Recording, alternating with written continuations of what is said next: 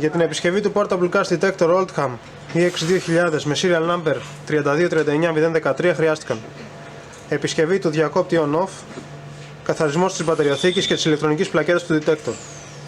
Για τη δοκιμή του detector χρησιμοποιούμε μια φιάλη μεθανίου με περιεκτικότητα 50 LL ή 2,5% μεθάνιο. Αφού θέσουμε τον gas detector σε λειτουργία, εισάγουμε σταδιακά αέριο μέσω της φιάλης.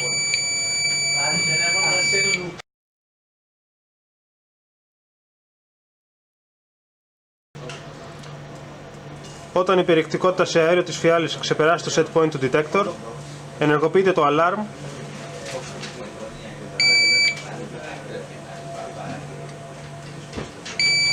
επιβεβαιώνοντας τη σωστή λειτουργία του detector.